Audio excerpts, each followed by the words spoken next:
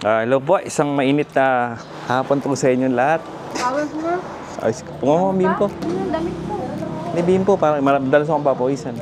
Finally, dumating na rin tong pinakahinihintay natin na Aquatac 140. Siyempre, tetestingin agad natin yan kay Batcycle tsaka kay Batmobile. Pero bago ang lahat, bubuksan muna natin. Tingnan natin kung buo pa to. Kasi nakalagay dito fragile. Pero nagkalasag-lasag na yung plastic. Tinali ba naman sa motor dito? Nakasakal dito. Ayan, naipit yung kahon. No? Sabay tanong sa akin, ano po ba to? Hindi mo pala alam yung binubuhat mo. Na nga ba sinasabi ko, UP kagad yung ano. Kanina nakatrack to eh. Kitang-kita sa ano eh. Mamaya-maya, nakamotor na. Hindi ko alam kung bakit. Yan, tingnan mo, wasak yung kahon. No, di ba? Very poor ang delivery. By the way, sa ano nga pala to in order? Shopee. O diba? Dapat bagong-bago yan. Sigurado nung nakatrack pa to, maganda pa. Tapos nung nalipat na siya sa kotse, sa motor pala, nagka-leche-leche na. Yun! Pero mukhang intact pa naman. Check muna natin kung kumpleto pa to. Pero ano, sealed siya. Ito, may seal pa talaga ng Bosch.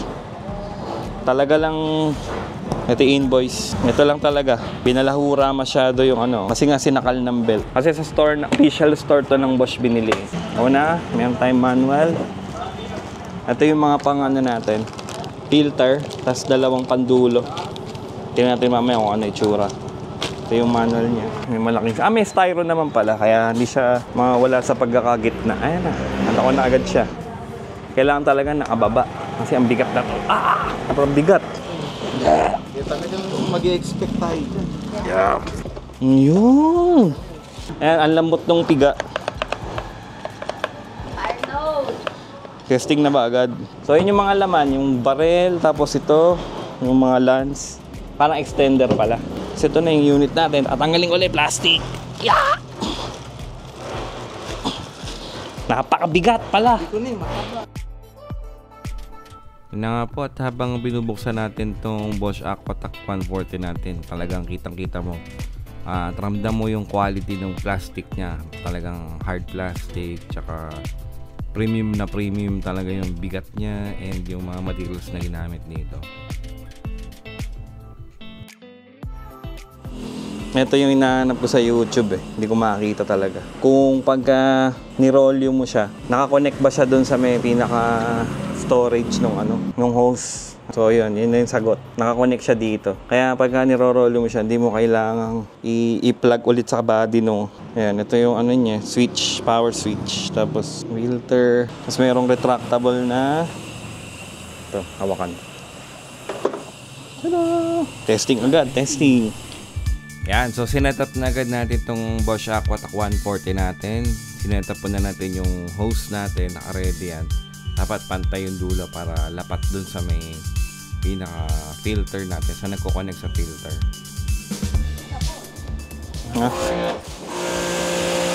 Ito yung umiikot na ilagay. Kaya pala merong ano, loose. Ayan na.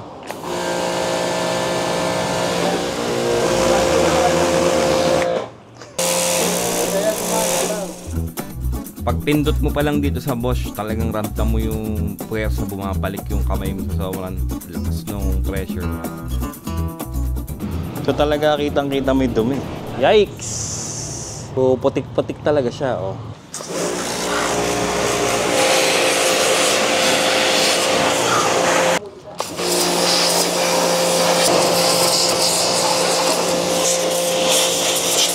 Ito na yung sabon.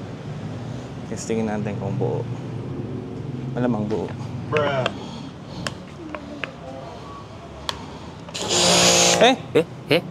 Malo. Tapos na.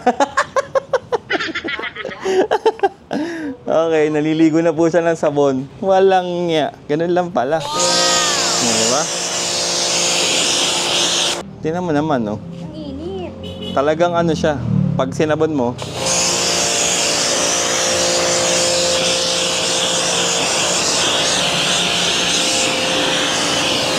wash na. Tapos babalawan mo na siya. Wow! Pwede naman siyang anuhin. Pero kung nakatutok siguro to, nadidiinan na siya.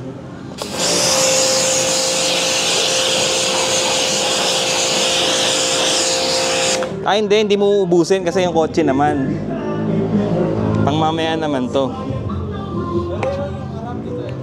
Ay, oo nga pala. Harap daw. Ito daw. Cameraman, this part please.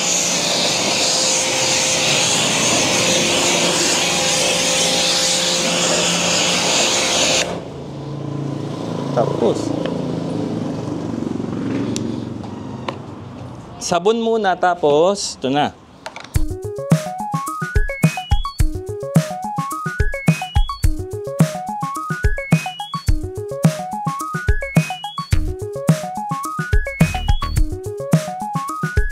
Next natin. My God! So dirty. Ayan o, mag-SM tayo mamats. Ganyan itsura niyan.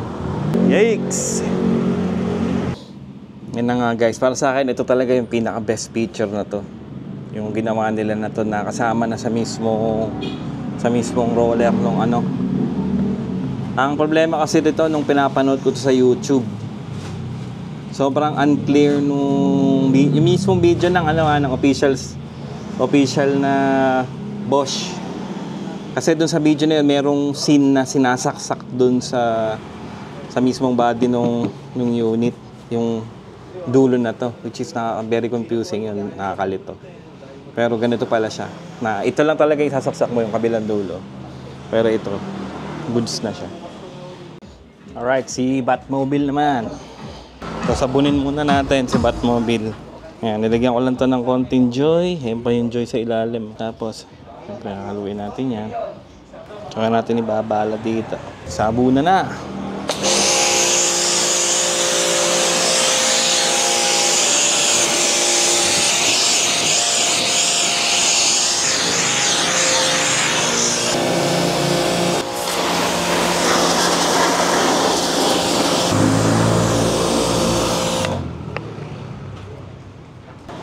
Yun, nakapaglinis tayo ng kotse ng napakabilis ng habol natin doon. Kaya tayo nag-i-invest na kahit medyo mahal siya, di ba? Sulit na sulit.